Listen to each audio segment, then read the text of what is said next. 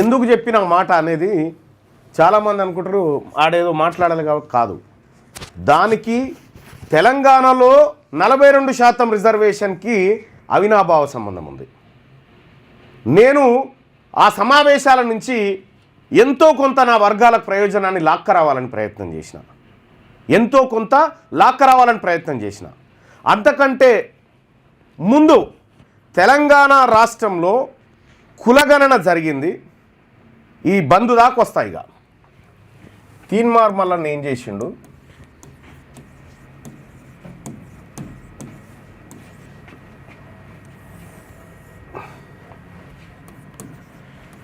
BC నాయకులు ఏం చేశారు, దీని గురించి మనం స్పష్టత రావాలి. ఫస్ట్ కులగణన చేసేటువంటి కార్యక్రమం ఉంది కదా.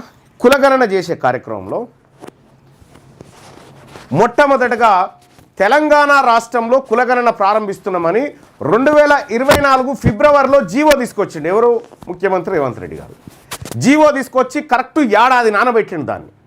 నేను పదే పదే కులగణన చేయాలి, బీసీ డిక్లరేషన్ అమలు చేయాలని చెప్పి అనేక వేదికల మీద వాదించిన, రాష్ట్ర ప్రభుత్వం మీద ప్రెషర్ బిల్డ్ చేసినాం. నేను కానీ సామాజిక తెలంగాణ ఇంటలెక్చువల్ ఫోరం చైర్మన్గా ఉన్నటువంటి మురళీ మనోహర్ గారు కానీ ఇంకా మిగతా సంఘ సభ్యులందరూ కూడా పదే పదే ఈ అంశాన్ని లేవనెత్తినాం. తద్వారా ప్రభుత్వం మీద ప్రెషర్ పెరిగింది. కేంద్ర నాయకత్వానికి కూడా ఎప్పటికప్పుడు ప్రెషర్ పెట్టడం ద్వారా కేంద్రం ఎంటర్ అయి కులగణన చేయమంటే అప్పుడు మొదలుపెట్టాను. ఈ చేసిన కులగణనలో అసలు ఇళ్ళకే రాలేదని, అసలు మా ఇంట్లో సర్వే చేయలేదని అనేక వీడియోలు ఆధారాలతో బయటపెట్టిన. ఇదే క్యూ న్యూస్లో. కులగణన చాలా తప్పులు తడకగా చేస్తూ ఉన్నారు. నేను కులగణన ప్రకటన రోజే ముఖ్యమంత్రి గారికి సూచన చేసిన, అయ్యా ఫస్ట్ నువ్వే కులగణనలో పాల్గొను, నిన్ను చూసి ఆదర్శంగా తీసుకొని మిగతా వాళ్ళందరూ యాక్టివ్గా పాల్గొంటారని చెప్పిన. ఆ తర్వాత కాంగ్రెస్ పార్టీ కార్యకర్తలారా కులగణన సక్సెస్ఫుల్ అయ్యేటట్టు చూడండి అని చెప్పిన. ఇవన్నీ సాక్ష్యాలు ఇందులో ఉంటాయి, మీరు చూడండి. ప్రజలందరూ స్వచ్ఛందంగా పాల్గొనాలని చెప్పిన. కానీ అసలు ఎమ్యూనరేటరే రాలే చాలా ఇండ్లకు. హైదరాబాద్లో 20-25% కంటే ఎక్కువ కులగణన కాలే. ఎందుకు కాలేదు అంటే ఇది కంప్లీట్గా జానారెడ్డి, రేవంత్ రెడ్డి, రెడ్డి వర్గాలు ఆడినటువంటి డ్రామా. ఈ కులగణన సక్సెస్ అయితే ఇక్కడనే దెబ్బతిన్నారు చూడుర్రి. ఈ కులగణన సక్సెస్ అయితే కరెక్ట్గా డెడికేట్ కమిషన్ రిపోర్ట్ తయారవుతుంది. తర్వాత ఎంపారికల్ డాటా ఆధారంగా రిజర్వేషన్లు పెంచే ఛాన్స్ వస్తుంది. కానీ ఈ కులగణననే తప్పుల తడక చేయాలనేటువంటి కుట్రకు అక్కడ ఈ రెడ్డి వర్గాలంతా ప్రయత్నం చేసినాయి. కులగణనలో మొదటి రోజు పాల్గొనాల్సినటువంటి రేవంత్ రెడ్డి చివరి రోజుల్లో పాల్గొన్నాడు. దాన్ని నిర్లక్ష్యంగా వదిలేసిండు. దాని మీద రివ్యూ కూడా చేయలే. మొత్తం అంతా అయిపోయిన తర్వాత బీసీలకు 42% రిజర్వేషన్ అనేవి ముందే ప్రకటించారు, ఎంతమంది ఉన్నారో తర్వాత. కానీ మొత్తం అయిపోయిన తర్వాత ఇక్కడ లెక్కలు బయట పెట్టిరు.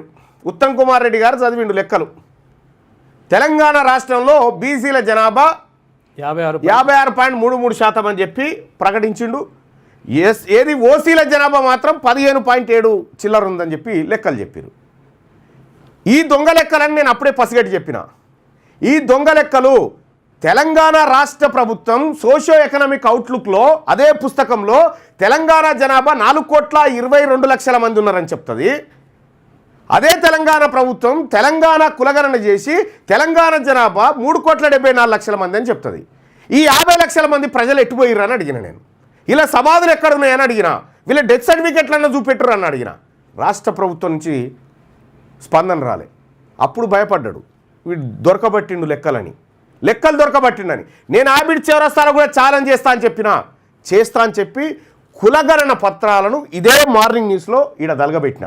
ఒకసారి ఉంటే వీడియోది.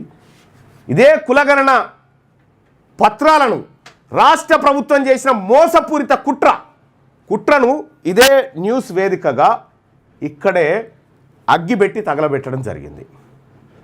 నేనే తగలబెట్టి వాటిని ఇది మోసం, ఇది మా వర్గాల పట్ల మీకు ప్రేమ లేదని నిరూపితమవుతుందని చెప్పిన. వీటిని తలగబెట్టి కులగణన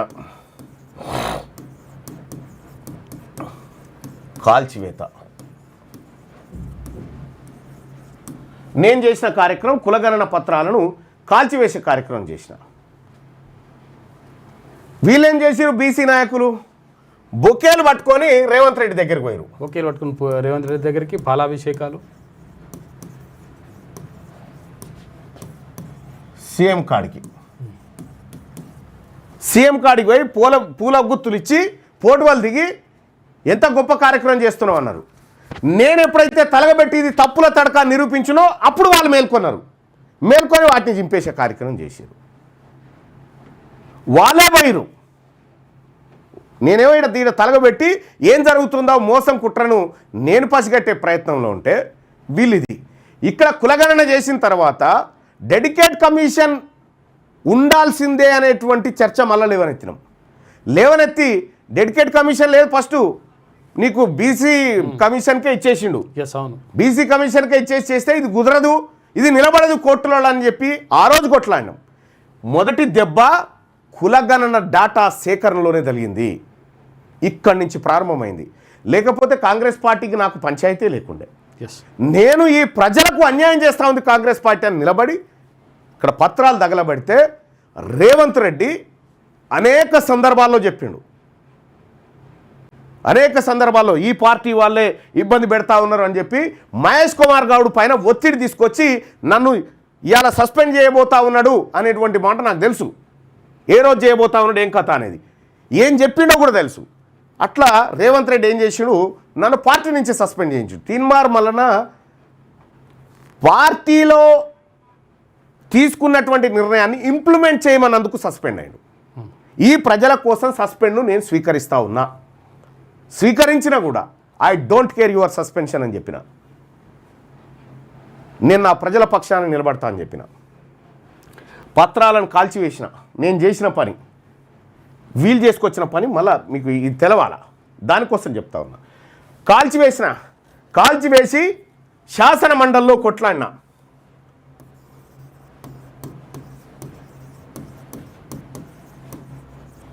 సస్పెన్షన్ తీర్మానం వలన సస్పెన్షన్ పార్టీ నుంచి.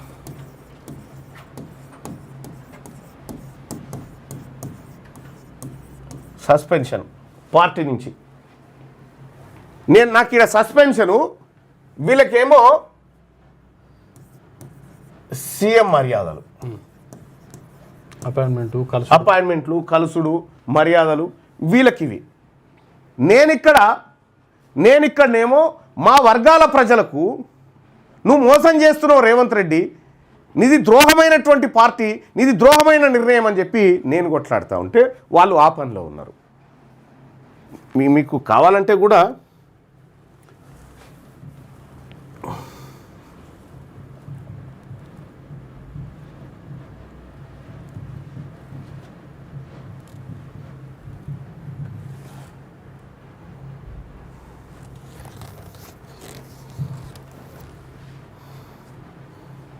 ఇగో చూడండి,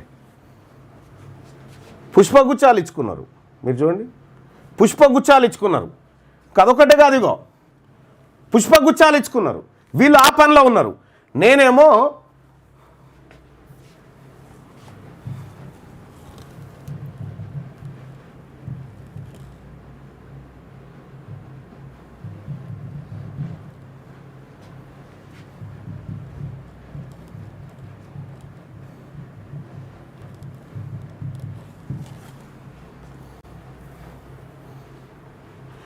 నాది తప్పైతే నువ్వు సర్వే ఎందుకు చేశావు, కులగణన ఫేకు, నేను చేసిన పోరాటాలు చూడండి. కులగణన పత్రాన్ని వివరించిన మల్లన్న, కులగణన రిపోర్టును ఉచ్చబోసి తగలబెట్టండి అని నేను పిలుపునిచ్చిన. ఇవి చూడండి, ఇగో నేను పత్రాలు తగలబెట్టిన ఇవి చూడండి. ఏం చేస్తా ఉన్నానో, నేనేం చేస్తా ఉన్నానో ఈ సమాజానికి తెలవాలా, ఈ సమాజానికి తెలవాలనేటువంటి ఉద్దేశంతో వాళ్ళేమో పూల గుత్తులు అందుకుంటా ఉన్నారు. నేనేమో ఇక్కడ నా ప్రజలకు మోసం చేయడానికి బీజం పడ్డదని పసిగట్టి నేను కొట్లాడుతూ ఉన్నా. కొట్లాడుతూ ఆఖరికి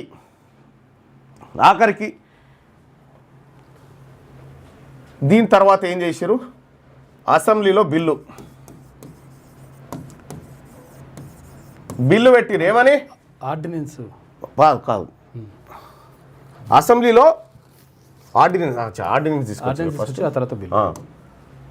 ఆర్డినెన్స్ తీసుకొచ్చారు దీని మీద, ఆర్డినెన్స్ జారీ. దీంతో అయిపోయినట్టుగా. ఇక్కడ కులగణన చేయంగానే వీళ్ళంతా పాలాభిషేకాలు జిందాబాదులు కొట్టిరు. ఇక్కడ ఆర్డినెన్స్ జారీ అయింది. ఏది?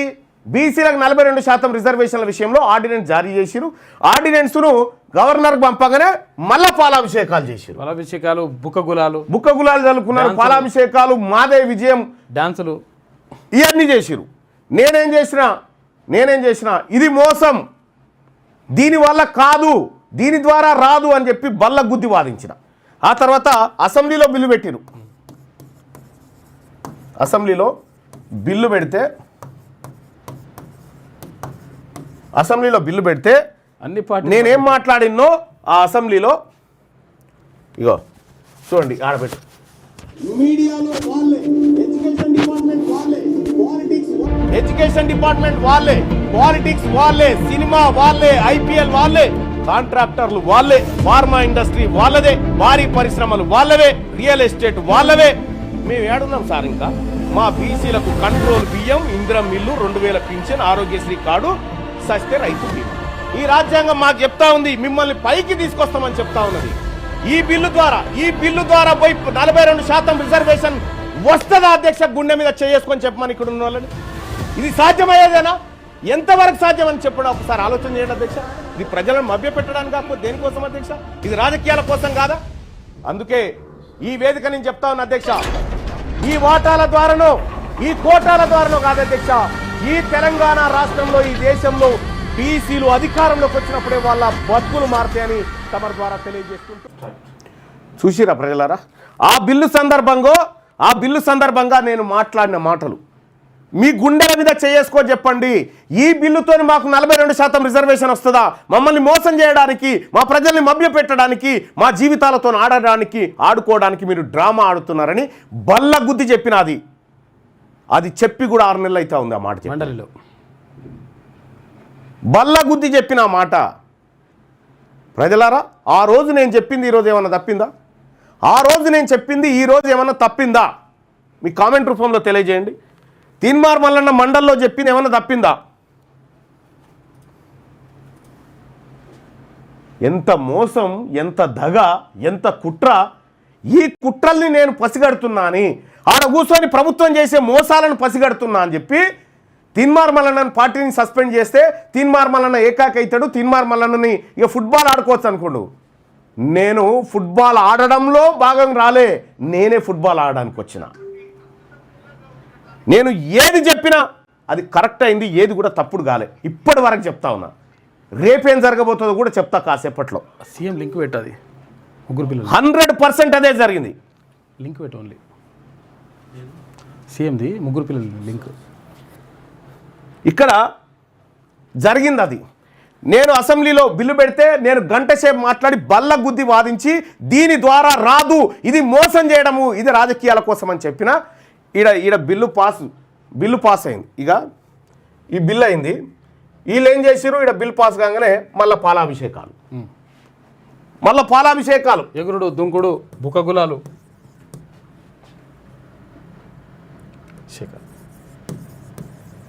పాలాభిషేకాలు చేసారు. మళ్ళా వీళ్ళేమో పాలాభిషేకాలు ఉన్నారు, నేనేమో జరుగుతున్న మోసాన్ని పసిగట్టే కాడ నేనున్నా. ఇక్కడ బిల్లు నేను మాట్లాడి వెళ్ళిపోయిన తర్వాత ఈ బీసీ బిల్లు మీద ఓటింగ్ జరిగింది.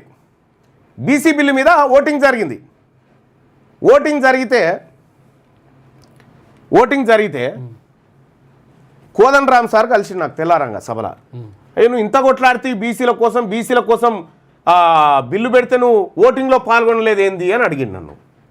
నేను చెప్పిన బీసీ బిల్లుకు ఆ రోజే బీఆర్ఎస్ మద్దతు ఇచ్చింది, ఆ రోజే బీజేపీ ఇచ్చింది, ఆ రోజు ఎంఐఎం ఇచ్చింది, ఆ రోజు కాంగ్రెస్ ఇచ్చింది, ఆ రోజు అందరూ ఏకగ్రీవంగా మద్దతు ఇచ్చారు. దానికి సిపిఐ కూడా ఇచ్చింది. సిపిఐ కానించి అందరు మద్దతు ఇచ్చారు బీసీ బిల్లుకు. నేను ఒకటి అడుగుతా ఉన్నా ప్రజలారా, ఊర్లో సర్పంచ్ ఎన్నిక ఏకగ్రీవమైనాక ఎలక్షన్ ఉంటుందా? ఏమన్నా ఉండదు కదా. సర్పంచ్ ఎన్నిక ఏకగ్రీవంగా ఒక్కడే సర్పంచ్ నిలబడ్డ తర్వాత ఎన్నికలు ఉంటాయి. ఏనండి కోదండరావు సార్ నన్ను అడుగుతాడు ఆ మాట. అంటే పరిహాసం కింద. ఇది నిలబడదని నాకు తెలుసు, ఇది కూలిపోయేదని తెలుసు, ఇది మోసం చేస్తున్నారని తెలుసు. ఈ పాలాభిషేకాలు చేసారు. పాలాభిషేకాలు చేసిన తర్వాత ఇది అయిపోయింది. ఇక 42% రిజర్వేషన్ వస్తుందని ఈ పత్రికలు కూడా మామూలు కోశ కాదుగా, ఓ ధూమ్ధామ్. ఈ మీడియా కూడా మనది కూడా, మీడియా మన మైండ్ని డైవర్ట్ చేయడానికి దిగుతుంది కదా. సూపర్ డూపర్ వచ్చి అని ఆంధ్రజ్యోతిలో బ్యానర్ ఐటమ్ బిల్ పాస్ అని అన్లా ఇన్లా. అరే ఇవి చూసి ఏదో ఒకరోజు నవ్వుకోవాల్సిందేరా మేమని అనుకున్నా. అసెంబ్లీలో బిల్లు పెడితే పాస్ అయింది.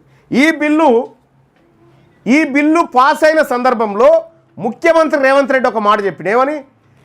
ఇదే బిల్లు కాయిదాన్ని పట్టుకొని నేను ప్రధానమంత్రి దగ్గరికి అఖిల పక్షాన్ని దొరకపోతా అని చెప్పిండు. అన్ని పార్టీల లీడర్లను దొరకపోయి ప్రధానమంత్రిని ఒప్పించి దీన్ని 9th షెడ్యూల్లో పెట్టించే ప్రయత్నం చేస్తా అనేటువంటి విధంగా ఆయన చెప్పిండు. కానీ ఈ బిల్లు పాస్ అయిన తర్వాత కాయిదాలు ఆడబారేసి వెళ్ళిపోయాడు. కాయిదాలు ఆడబారేసి కనీసం అఖిల పక్షాన్ని రండి పోదామని కూడా చెప్పలే. ఎందుకు? నిజంగా నరేంద్ర మోడీ గారు ఒప్పుకుంటాడా ఏందనేటువంటి పరిశాన్ ఉండే వీళ్ళకు. ఈ బిల్లు ఈ పనికిరాని బిల్లు పాస్ కావాలి కానీ నిజంగా బీసీలకు 42% రిజర్వేషన్ రావద్దు అనేది వీళ్ళ కుట్ర. గవర్నర్కు పంపిరు. నేను వైపు చెప్తానే ఉన్నా, అరే దీంతో రాదురా మయ్యగాని పాలాభిషేకాలు ఆపుర్రా, మీ దండం పెడతారా, ఇది మోసం రా, ఇది కుట్రరా, ఇది దగారా అని చెప్పి మొత్తుకున్నా నేను ఇదే వేదిక మీద నుంచి. హే అట్టెట్టుంటుంది అని ఒక ఆయన. జానారెడ్డి నువ్వు ఇంట్లో కూర్చొని ఇదంతా నడిపినావు, నువ్వు ఇంట్లో కూర్చొనే నీ రెడ్డి జాగృతికి డబ్బులు ఇచ్చి కథంతా చేసినావు. ఈ అసెంబ్లీలో బిల్లు పెట్టి తర్వాత జీవో నెంబర్ 9 విడుదల చేసిరా. జీవో 9 విడుదల చేశారు. జీవో 9 విడుదల చేస్తే ఇది బలహీనమైన జీవో అని చెప్పినా, ఇది బలహీనమైన జీవో, అసలు దీంట్లో ఎక్కడ కూడా ప్రమాణాలు పాటించలేదు, ఈ కులగణన చేసిన డెడికేట్ కమిషన్ రిపోర్ట్ బయట పెట్టలేదు, ఎంపారికల్ డాటా ప్రజా క్షేత్రంలో లేదు, దానిపైన ప్రజల అభిప్రాయాలు తీసుకోలేదు, కాబట్టి ఇది నిలబడదని చెప్పిన. నిలబడదంటే ఈ జీవో నెంబర్ 9 రాగానే మళ్ళా పాలాభిషేకాలు చేశారు. మళ్ళా పాలాభిషేకాలు చేస్తుంటే అది చూస్తూ ఉంటే, అది చూసి నా ప్రజల్ని చూస్తూ ఉంటేనేమో నా గుండె తరక్కపోతూ ఉంది. ఎంత అమాయకమైన ప్రజల్ని ఎంత తెలివిగా మోసం చేస్తూ ఉన్నారో చూడని చెప్పి గుండె తరక్కపోతూ ఉంది. అప్పుడు కూడా చెప్పిన ఈ జీవో నెంబర్ 9 కోర్టులో నిలబడదు అని చెప్పిన, కోర్టులో నిలబడదని చెప్పిన. ఇగో ఈ జీవో నెంబర్ 9 నిలబడదని చెప్పిన ఆ రోజే ఇగో నేను కాలబెట్టిన. రాష్ట్ర ప్రభుత్వం అసెంబ్లీలో తర్వాత మండలిలో చెప్పినటువంటి లెక్క ఏదైతే ఉందో ఇది దొంగ లెక్క. బీసీ ప్రజలారా అర్థమైపోయింది, వీళ్ళు మనకు న్యాయం చేయడానికి కానీ లేకపోతే మనకు రిజర్వేషన్లు ఇవ్వడానికి కానీ మన లెక్కలు తీయడానికి వీళ్ళకి ఇష్టం లేదు. ఇవన్నీ దొంగ లెక్కలు. ఈ లెక్కలకు సంబంధించి నేను నిరసన వ్యక్తం చేస్తా ఉన్నా. ఈ రాష్ట్ర ప్రభుత్వం తప్పుదోవ పట్టించింది బీసీ ప్రజానికాన్ని.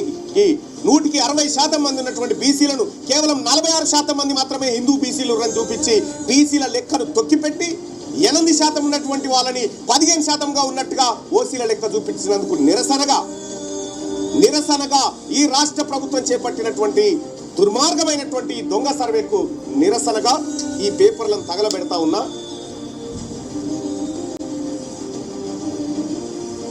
ఇవి బీసీ ప్రజలను మోసం చేసినటువంటి నివేదిక ఏదైతే ఉందో ఈ చట్టం, ఇది రాష్ట్ర ప్రభుత్వం అసెంబ్లీలో నేను మొదటి నుంచి వీళ్ళ కుట్రని పసిగడుతూ చెప్పుకుంటూ చేసుకుంటూ వస్తూ ఉన్నా.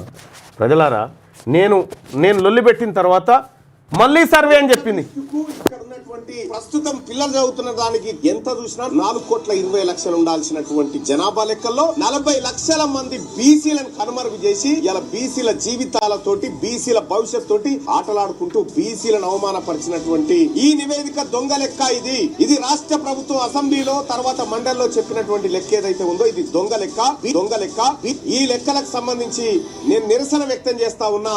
ఈ రాష్ట్ర ప్రభుత్వం తప్పుదోవ పట్టించింది బీసీ ప్రజానికాన్ని. 160% మంది ఉన్నటువంటి బీసీలను కేవలం 46% మంది మాత్రమే హిందూ బీసీలు అని చూపించి బీసీల లెక్కను తొక్కిపెట్టి 8% ఉన్నటువంటి వాళ్ళని 15%గా ఉన్నట్టుగా ఓసీల లెక్క చూపించినందుకు నిరసనగా దుర్మార్గమైనటువంటి దొంగ సర్వేకు నిరసనగా ఈ పేపర్లను తగలబెడతా ఉన్నా.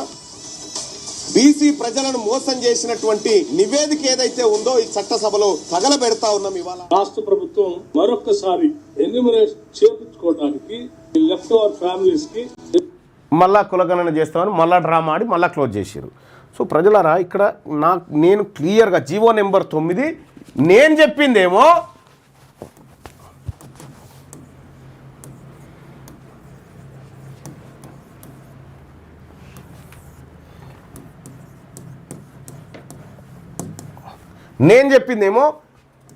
జీవో 9 ఏది జీవో నెంబర్ 9 రాష్ట్ర ప్రభుత్వం ఇవ్వగానే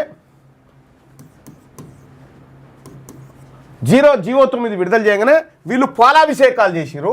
నేనేమో ఇటువైపు జీవో ఇచ్చి మళ్ళీ రెడ్లను హైకోర్టుకు తోలిస్తారు వీళ్ళని చెప్పిన అన్నట్టుగానే బుట్టంగారి మాధవరెడ్డి అనేటువంటి పిల్లగాన్ని ఆ రెడ్డి జాగృతి పిల్లగాన్ని హైకోర్టుకు తోలిచ్చారు జానారెడ్డి రేవంత్ రెడ్డి వీళ్ళందరూ కలిసి. దీనికి ఎగనిస్ట్గా పంపించారు. పంపిస్తే నేను వెంటనే ఇంప్లీడ్ అయినా. ఎందుకంటే GO ఇచ్చినోడు Revanth Reddy,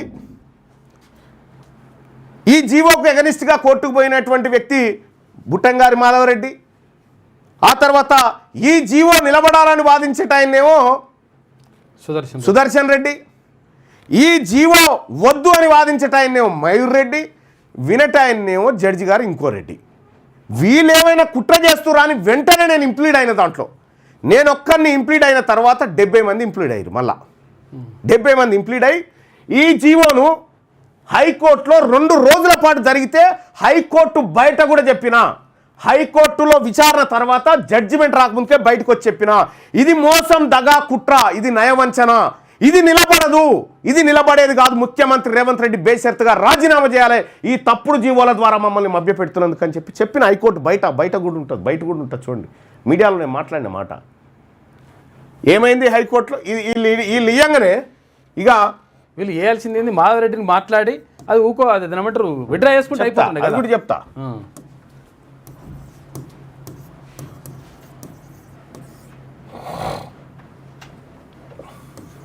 high court stay ఇచ్చేసింది జీవో నెంబర్ 9. అప్పుడు వీళ్ళు ఏమంటారు, అప్పుడు ఈ సంఘాలలో ఉన్నటువంటి వ్యక్తులు కొంతమంది, ఇక్కడ ఆర్ కృష్ణయ్య గారు ఉన్నారు.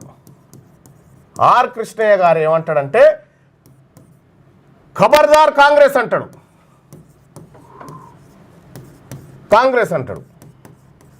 ఇక్కడ శ్రీనివాస్ గౌడ్ గారు ఏమంటాడు, ఖబర్దార్ బీజేపీ అంటాడు. వీళ్ళు ఖబర్దార్ కాంగ్రెస్ అని ఈయన అంటాడు, ఖబర్దార్ బీజేపీ అని ఆయన అంటాడు. రేవంత్ రెడ్డి మంచిగానే ప్రయత్నం చేసిందని ఈయన అంటాడు, ఈయననేమో జీవో నా వల్లనే వచ్చిందని ఈయన చెప్తాడు. బాగా అర్థం చేసుకోండి. ఇక్కడ స్టే వచ్చింది. ఇక్కడ స్టే వస్తే సుప్రీంకోర్టు కురికినాం. కనీసం కాపాడుకోవడానికి ఏమైనా ఛాన్స్ ఉందేమో అని నానా ప్రయత్నాలు చేసినందుకు సుప్రీంకోర్టు కురికినాం. సుప్రీంకోర్టులో కూడా ఇంప్లీట్ కావాలని పైన అన్నీ రెడీ చేసుకున్నాం. ఆ టైంకి సుప్రీంకోర్టులో కూడా నీ హైకోర్టులో విచారణ జరుగుతూ ఉంది కదా, నువ్వు ఆడికే పో అంటే హైకోర్టు స్టే ఇచ్చింది. మళ్ళీ సుప్రీంకోర్టుకు పోతే మళ్ళీ నువ్వు ఆడికే పో అని చెప్పేసింది. ఇప్పుడు ఇక్కడ ఈ కుట్ర, ఈ బీసీలకు సంబంధించినటువంటి 42% కుట్ర, అసలు కుట్రదారులు ఎవరు ఈడ తేలాలి.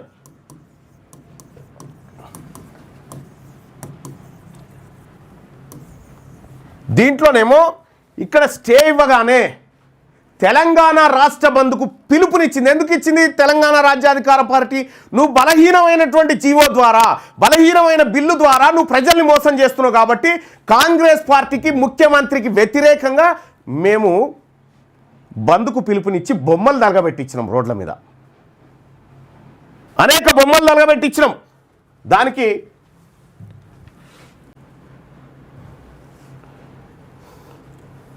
ఇగో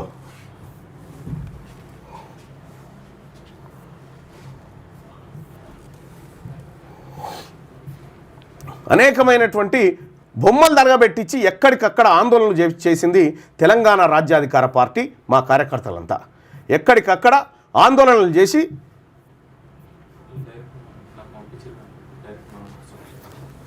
ఇప్పుడా మొన్నటిదా ఎక్కడికక్కడ ఆందోళన చేసి